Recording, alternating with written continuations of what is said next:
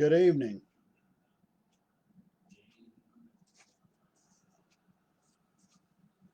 Good evening.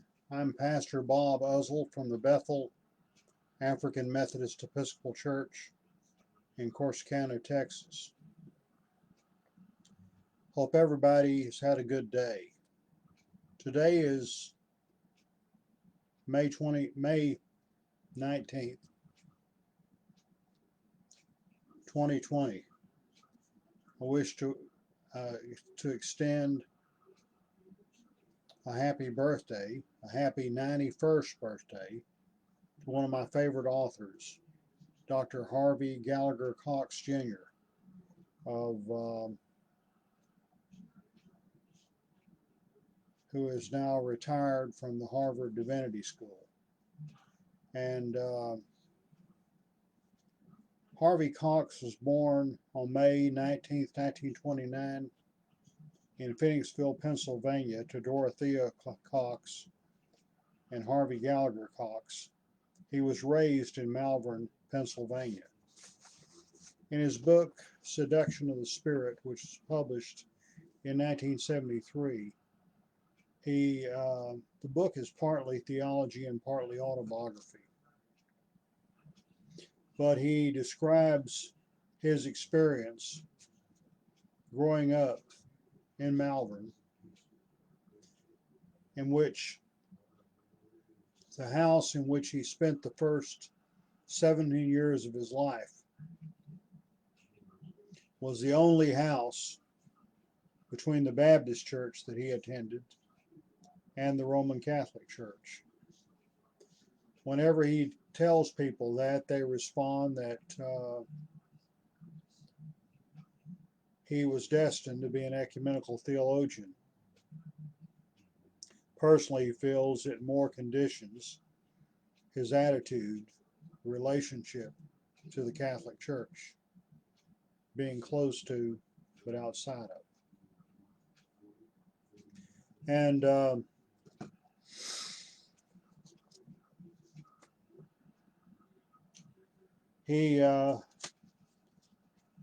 another book, he described the experience he had when he was almost 10 years old. That was in 1939. Pope Pius XI died. Shortly after, he was succeeded by Pope Pius XII. And any parents listening, you can relate to how inquisitive children can be. Well, his father was a non-church-going Baptist, and he did not understand the meaning of all the black drapery that was on the church. And he asked his dad, "What does this mean? Their Pope died. Did he live here in Malvern?" "No, he lived in Italy." "Did he ever come to Malvern?" "I doubt it." "Well, what's the big deal?" And his father tried his best to explain to his son what this meant and why they were mourning someone they had never met. Well, it didn't take long for him to realize, popes must be pretty important people. And he later had some contact with them. He was personally received and mildly condemned by Pope Paul VI. He met Pope John Paul II, and he met Cardinal Joseph Ratzinger before he became Pope. And more recently, he's had the pleasure of meeting Pope Francis I. And Francis even asked him to pray for him. That's awesome. And he said he regretted he never had the opportunity to meet his favorite Pope, the favorite of many of us, Pope John the 23rd. But Harvey Cox has had a very interesting career. After a stint in the U.S. Merchant Marine, he attended the University of Pennsylvania, graduated in 1951 with a Bachelor of Arts degree in history. He went on to earn a Bachelor of Divinity from Yale Divinity School in 1955 and a Doctor of Philosophy degree in the History and Philosophy of Religion from Harvard University in 1963. He was ordained an American Baptist minister, that's what used to be known as the Northern Baptist, in 1957. He started teaching at Andover Newton Theological School in Massachusetts. He then began teaching at Harvard Divinity School in 1965. In 1969, he became a full professor. And he became widely known for the publication of his book, The Secular City. This is my copy, well worn. Subtitle, A Celebration of Its Liberties, Invitation to Its Discipline. This became immensely popular, influential for a book on theology, selling over 1 million copies. Cox developed the thesis that the church is primarily a people of faith and action rather than an institution. He argued that God is just as present in the secular as in the religious realms of life.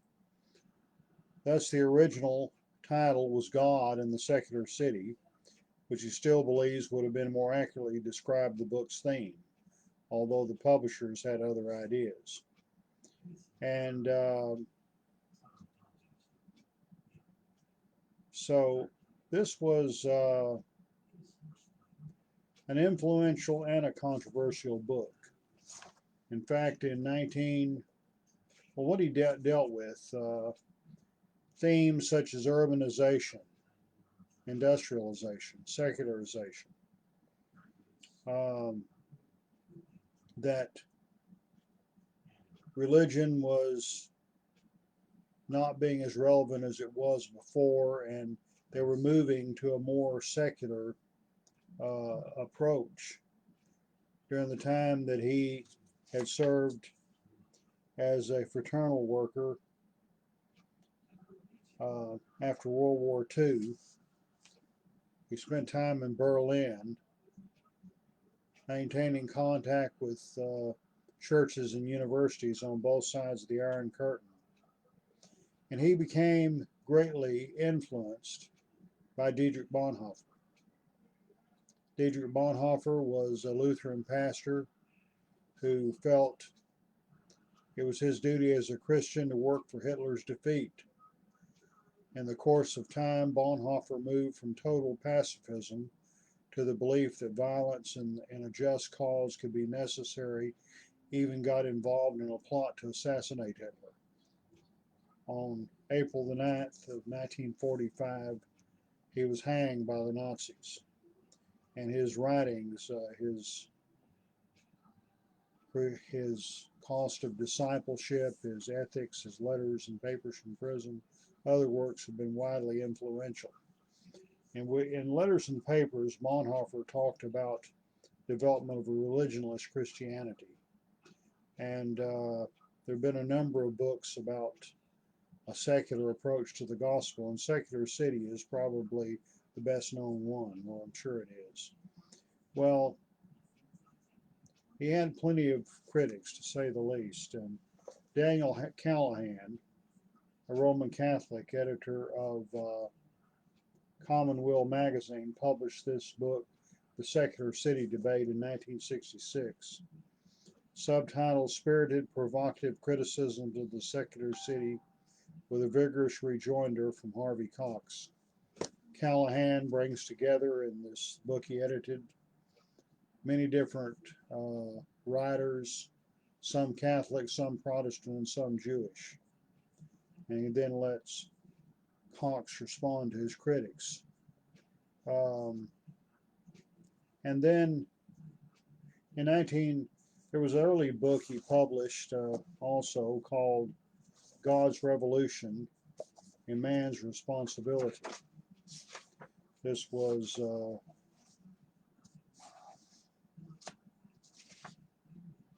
also published in 1965. I believe it was actually written before The Secular City. And then in 1969, his book, The Feast of Fools, a wonderful book. I did have a copy, but in the many moves I've made over the years, I can't put my finger on it right now. But he wrote Feast of Fools in 1969. He said, it still remains my favorite, the one book I recommend to people who ask me at parties which one of my books they should crack.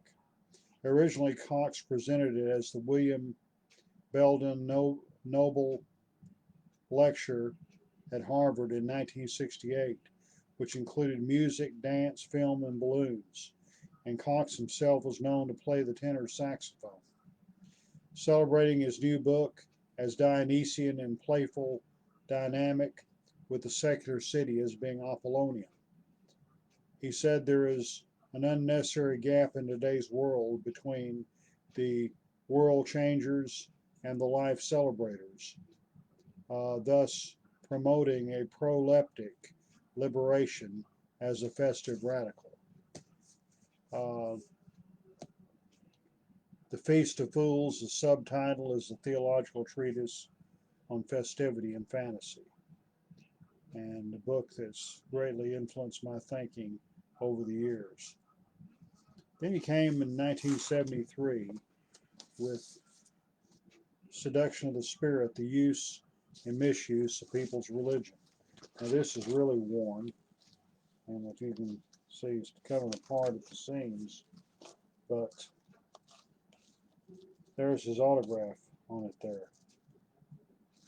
When I heard him speak at Richland College in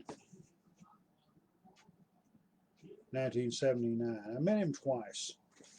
The first time was on February the 27th, 1975. He spoke at Baylor. And I was, at the time, working on my master's thesis in church state studies. My thesis was entitled The Nation of Islam, Belief and Practice in Light of the American Constitutional Principle of Religious Liberty. And he had lectured that night on different religious movements and what they demands of their followers, and he was very familiar with the Nation of Islam. I got to talk with him afterward. And it just so happened that our conversation occurred just 2 days after the death of longtime leader of the Nation of Islam, the Honorable Elijah Muhammad. And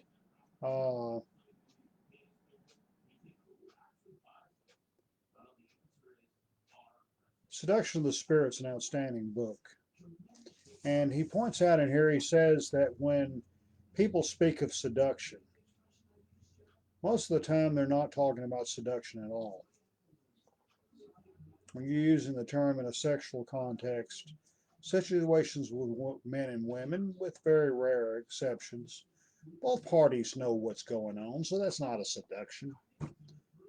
The great seducers of history have been deceivers and manipulators who have taken man's basically good religious instincts and perverted them for demonic purposes. So when the stories from within are replaced by signals from without, that's when the seduction of the spirit occurs. And there's many things that stand out in the book. In one place, he described trying to get in touch with people's religion. People's religion takes many forms, and when we're talking about religion of the people, we're not talking about theologians. If you want to know folk religion, Catholicism, don't go to the Vatican. If you want folk Anglicanism, don't go to Westminster Abbey. Uh, you're not going to interview the top leaders of any movement to want to know about folk religion. You go down to the grassroots. Folk Catholicism, you'd be doing better to find a rural village in Mexico and see what the people there believe, how religion is important to them. One time while visiting Santa Fe, New Mexico, Harvey Cox encountered folk religion in a very vivid way. He went to a Chicano-run community center and he saw a mural that was powerful in its message. It showed Jesus Christ, his head gashed in thorns. It showed Our Lady of Guadalupe, the famous apparition of the Virgin Mary that appeared to Juan Diego in 1531 in Mexico, the protectress of Mexico's poor. They saw Emiliano Zapata, the revolutionary leader, and other symbols include the martyred guerrilla priest of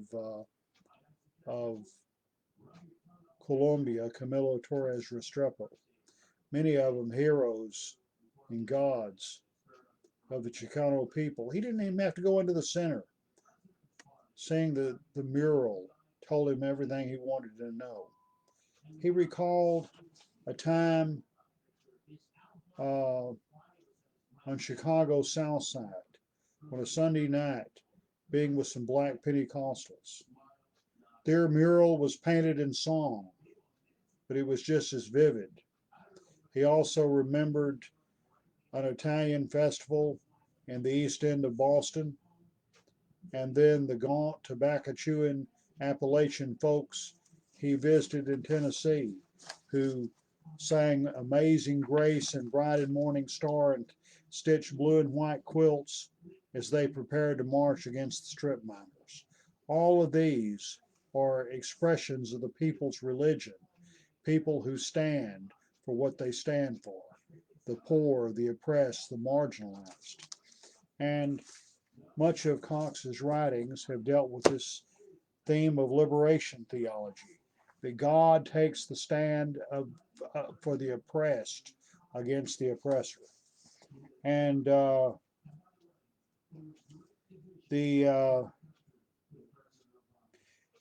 was my introduction to this fascinating figure of Our Lady of Guadalupe.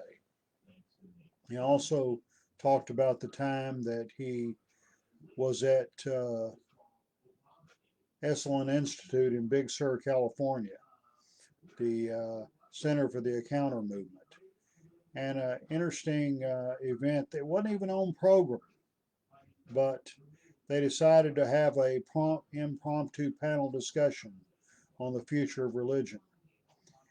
Present was the late Allen Ginsberg, a poet of the Beat Generation and a guru of LSD, who insisted that the future of religion was inseparably linked with the future of LSD.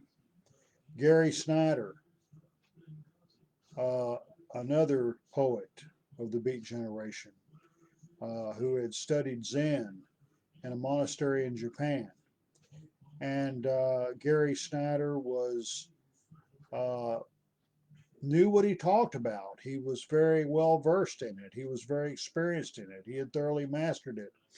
The only criticism he had, he wished he wouldn't spend so much time chronicling the vices of Christianity, which he already knew, and instead should have devoted more time to explaining why he found the way of the Buddha so satisfying. And then there was the late renegade Episcopal Bishop James Pike, who had his story of his own to tell, very controversial figure. And Cox said he wished some of his Harvard colleagues, who always kid him about being the resident radical, could have seen him that night. Compared to the other three panelists, he sounded like Mr. Conventional Christian himself. And another interesting book, Turning East, Why Americans Look to the Orient for Spirituality and What That Search Can Mean to the West. And he describes his teaching at the Naropa Institute in Boulder, Colorado, where his mind and soul were challenged by the Buddhist Dharma. He enjoyed doing research in Asian religious movements. And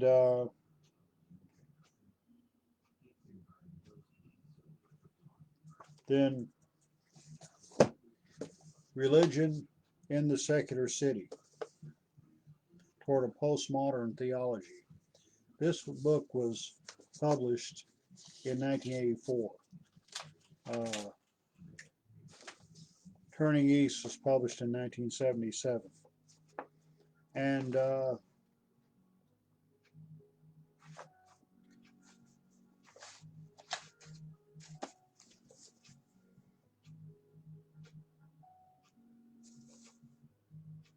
Religion in the Secular City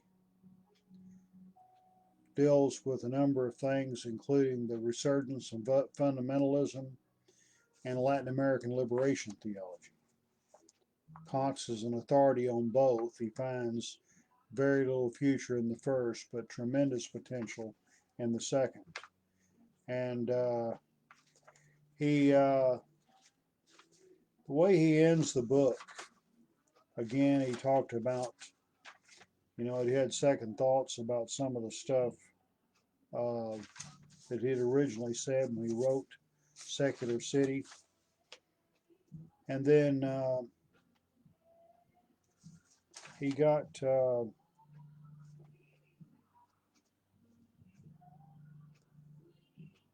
he had to reassess certain things.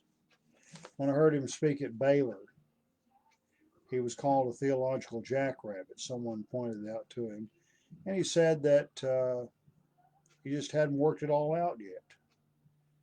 He described himself as having the theologian's equivalent to the medical student's disease, in which they suffer symptoms of every disease they study. But in his case, he sees it as a sign of strength rather than weakness, because there's something in him that says yes to something in every religion he studies. But he wrote that in the 2 decades since The Secular City was published, I've gained the reputation in some circles of being a liberal theologian. I've never been satisfied with the label. Born and reared in a conservative Baptist milieu, I've never really abandoned that tradition. In recent years, I found myself increasingly drawn to liberation theology, have lived and taught in South America on numerous occasions. These two disparate streams of Christian faith do not seem contradictory to me, but in fact they seem to confirm each other in ways I had not expected. I can feel comfortable in both. And he goes on to discuss the whole idea of postmodernism. Um, and he says that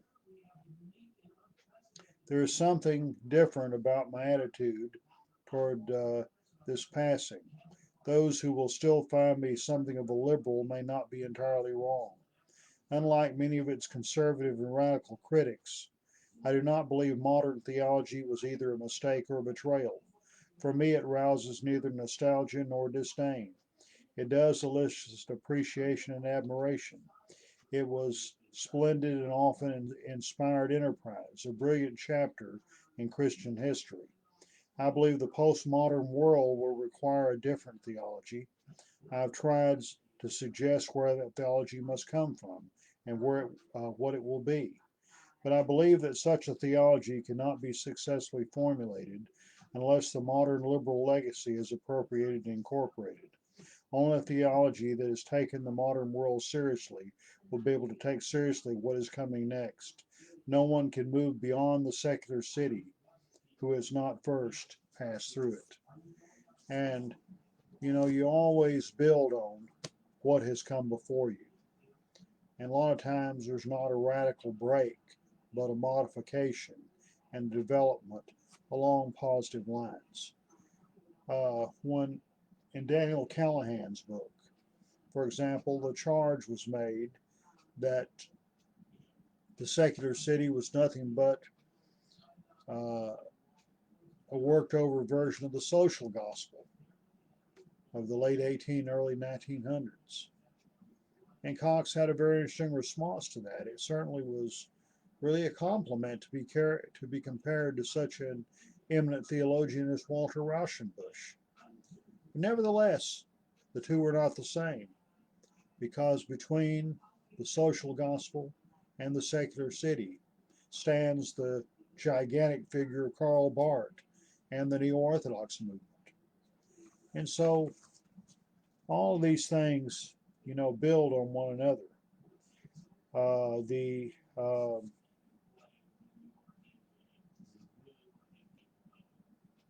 other works, I got to meet him a second time, February 1st, 1979, when he spoke at Richland College in Dallas.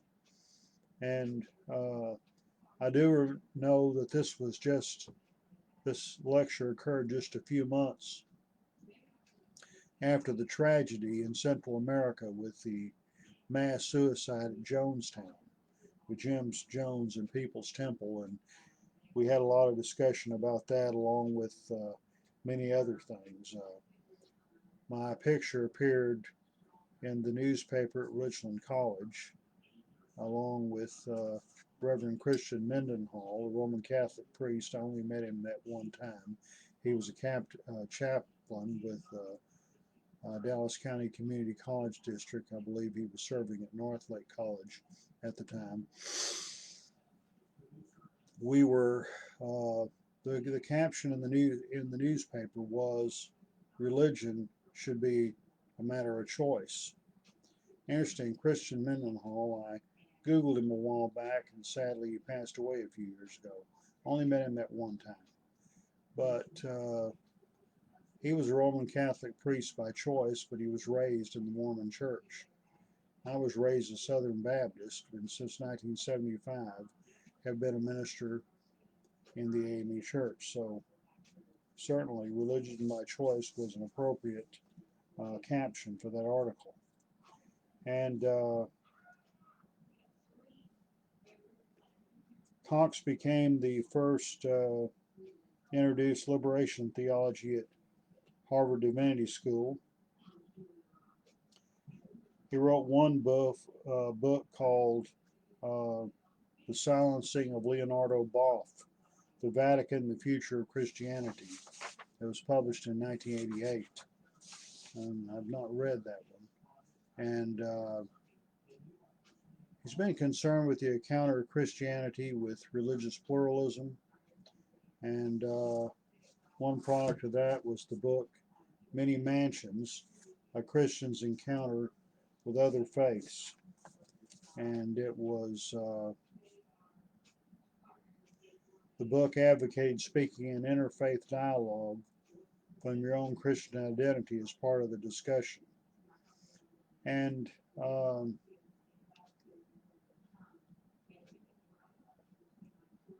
he was dealt with his encounters with Judaism, Islam, Hinduism, and Buddhism, and some of it was also set in encounter with Marxism.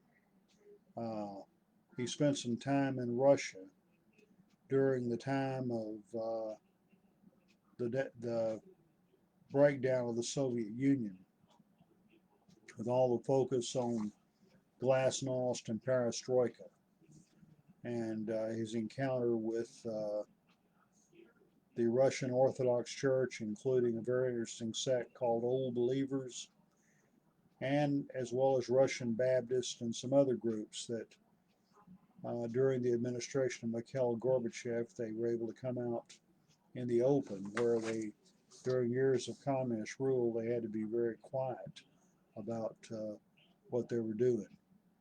And another interesting book, Fire from Heaven, Rise of Pentecostal Spirituality, The Reshaping of Religion in the 21st Century. And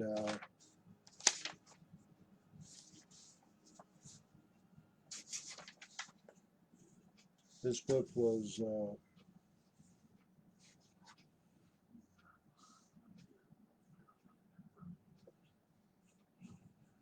trying to see what year it was published.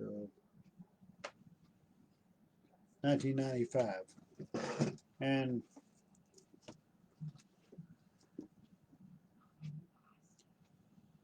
he dealt with Pentecostal churches all over the world. And this type of spirituality and its meaning. And then on the day he officially retired, September 10th, 2009, at the age of 80, well-publicized ceremony, his book, The Future of Faith, was released. And The Future of Faith explores three important trends in Christianity's 2,000 years. It views the religion's first 3 centuries, the age of faith, when followers simply embraced the teachings of Jesus. Then came the age of belief, in which church leaders increasingly took control and set acceptable limits on doctrine and orthodoxy. But in the last 50 years or so, we have a new age called the Age of the Spirit, which Christians have begun to ignore dogma and embrace spirituality, while finding common threads with other religious faiths. And this is a very interesting book. And his background, he dealt with so many different things. By the way, during the 1960s, he was involved in the civil rights movement and became a good friend of Martin Luther King Jr. He was one of them who was involved in bringing Dr. King to Harvard and giving support for the movement in various ways. And he sees the many things and related to the influence of African American religion, as well as Latin American and other traditions. And I mentioned earlier that he had a meeting with Cardinal Ratzinger, who later became Pope Benedict XVI. And the appointment was to meet at 1 o'clock. And he asked somebody if that meant they were to have lunch. And he was told that no, it was not an invitation to lunch. The cardinal will listen to what you have to say, and if he's impressed enough, then he'll invite you to lunch. Well, they had a cordial meeting, and he gave descriptions of it, and then made the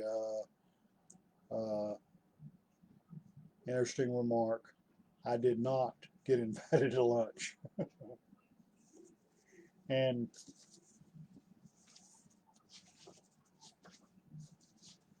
world spirituality, the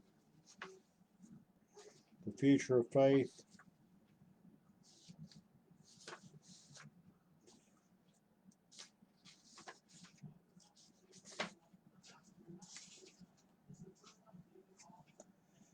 He concludes with the words, a newly global Christianity enlivened by a multiplicity of cultures and yearning for the realization of God's reign of shalom, peace, is finding its soul again. All the signs suggest we're poised to enter a new age of the Spirit, that the future will be the future of faith. And we can only hope so. Since then, he's also published How to Read the Bible, published 2015, How 3 Different Ways of Approaching the Bible, the narrative or stories, historical, academic, and spiritual, personal, and social, can be reconcile his contemporary source of enrichment for all. And then his most recent book, in 2016, The Market is God, was published about business theology, the focus on which is the deification of the market. For example, the invisible hand, godlike, and the creator of persons or corporations being godlike. Those last two I haven't read, at least not yet. Uh, Harvey Cox is so prolific, you finish reading one book, there's already another one out. As you see, I've collected and read quite a few of them over the years, but there's still a few of them I haven't. 91 years old. From what I hear, his health's pretty good. He seems to be continue to plug away, continue to maintain a level of productivity. And I hope everybody joins me in wishing Dr. Cox a happy birthday and many more good years. Have a good evening.